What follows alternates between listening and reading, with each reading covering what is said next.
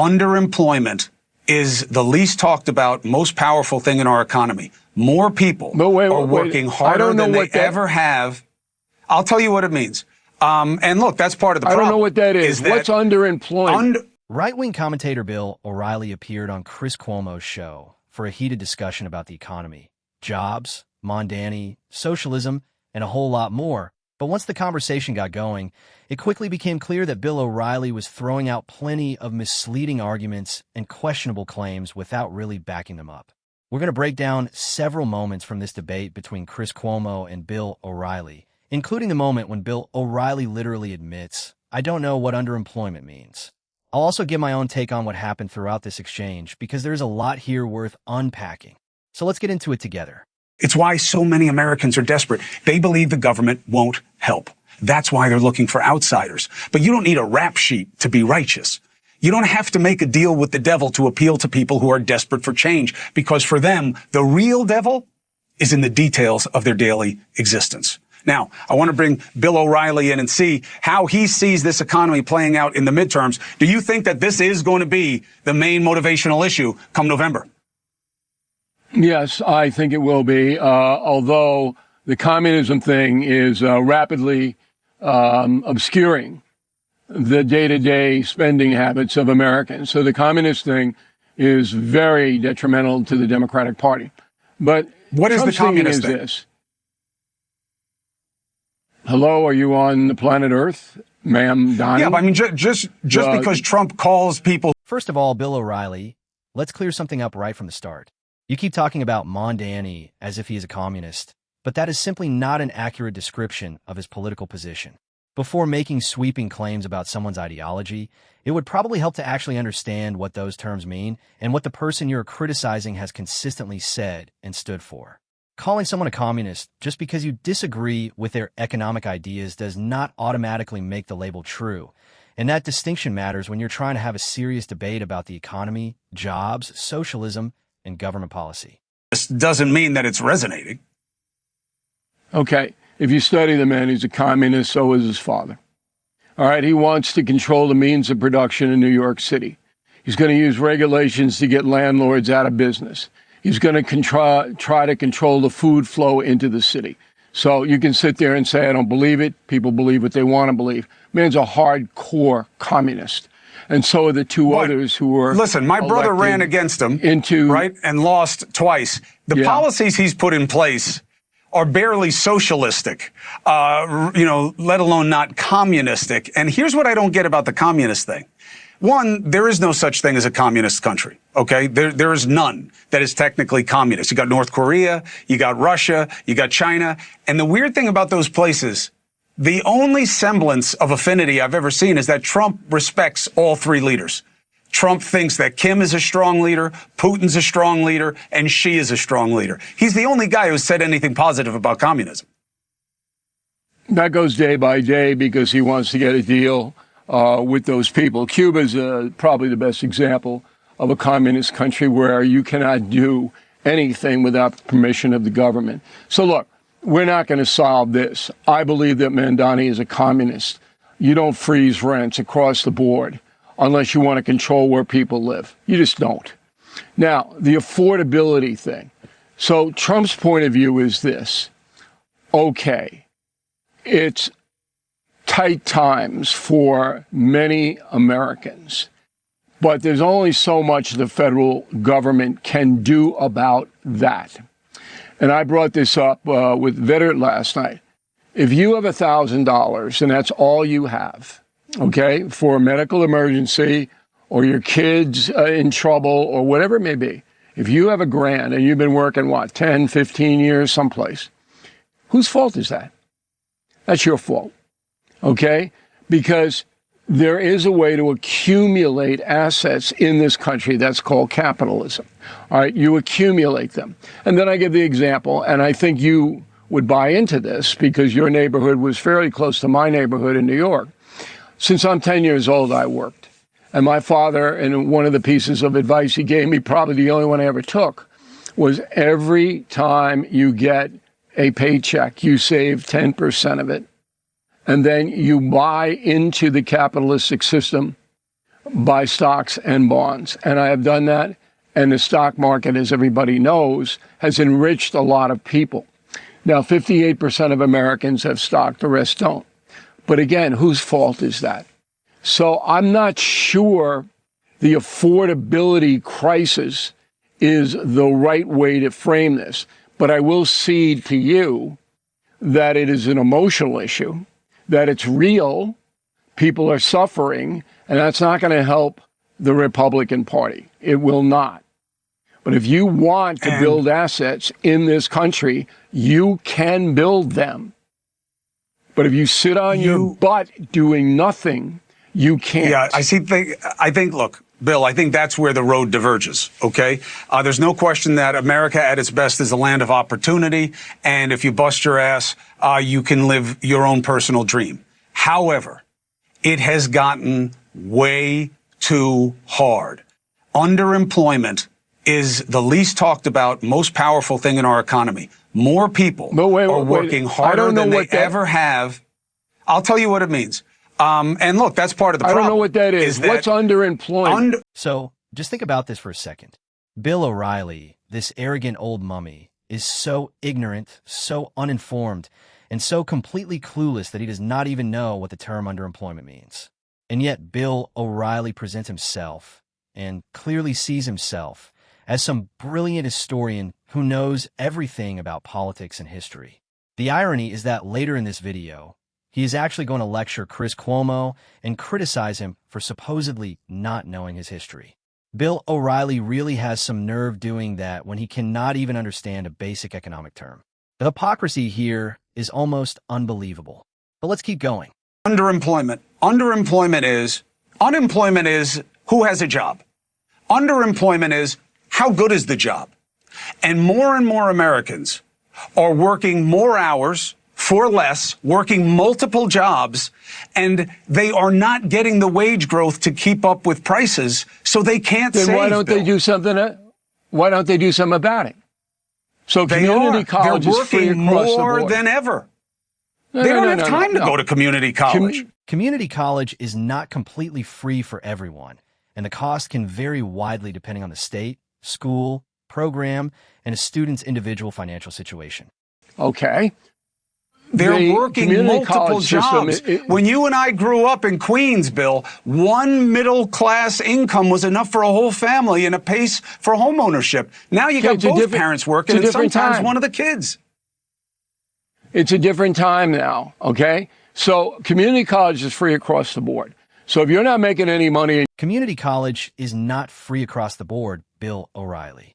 This is the second major example of just how uninformed, misinformed, and completely out of touch Bill O'Reilly is.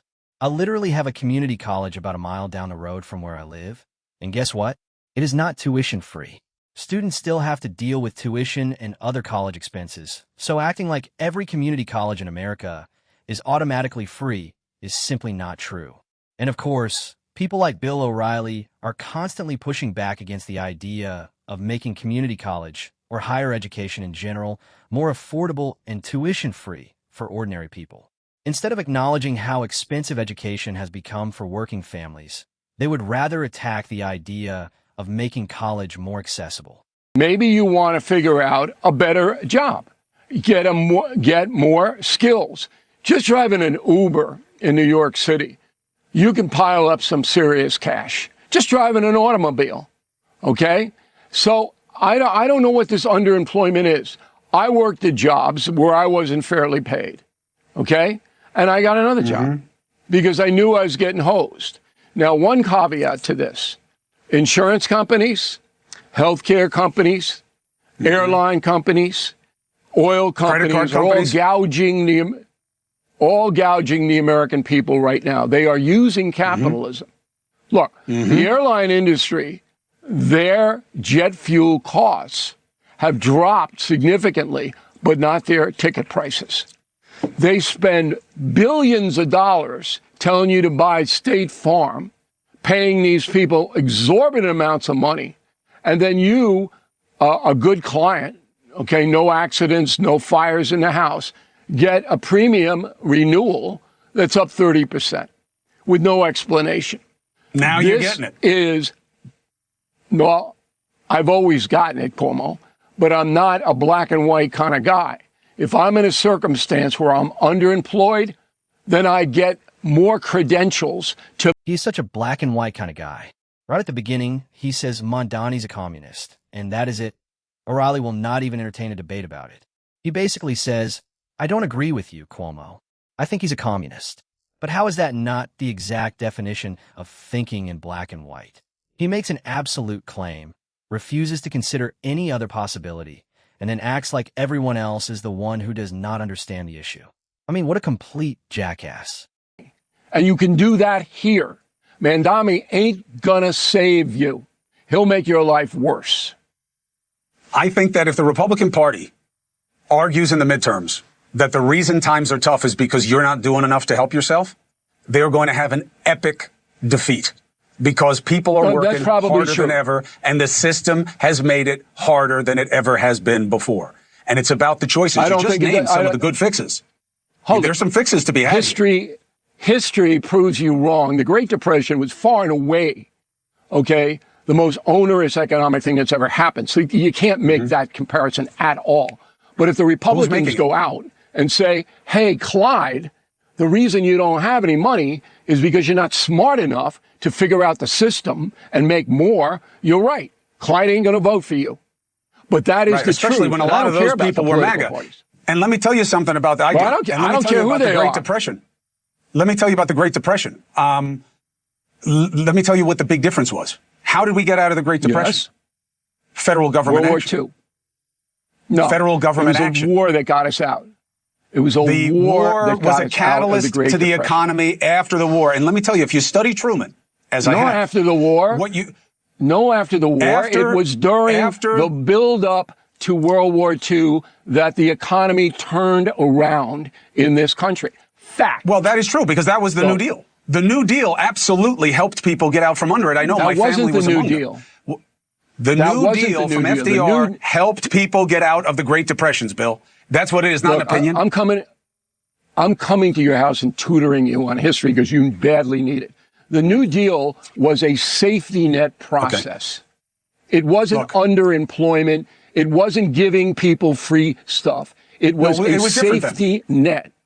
Yes, and that has been eroded. So, I honestly do not know if Chris Cuomo keeps having Bill O'Reilly on his show because he genuinely believes these are serious, legitimate debates, or if he brings him on because he knows he can use him as a punching bag, because Chris Cuomo keeps showing me, over and over again, how much smarter, better informed, and more knowledgeable he is than Bill O'Reilly.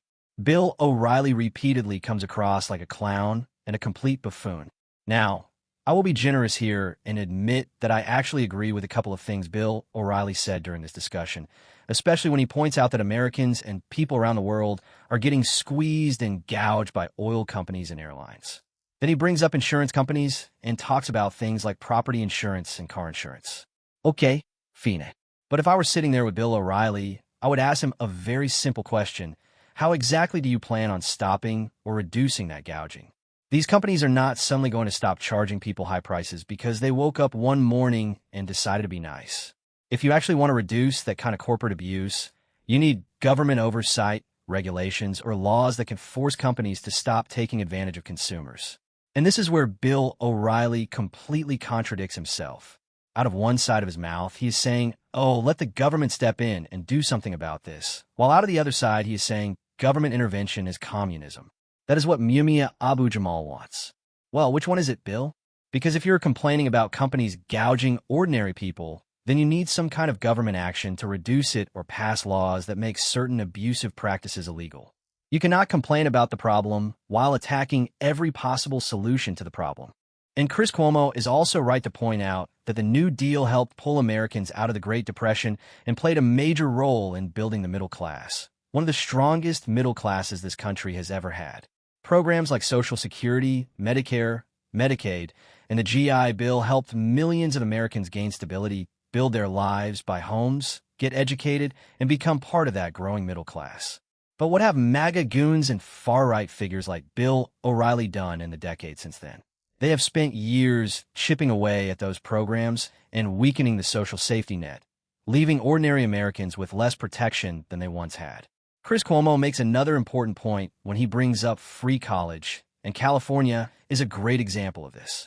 California actually had a period when its public colleges were tuition-free, and then Ronald Reagan, who I am sure is one of Bill O'Reilly's heroes, pushed for tuition to be introduced.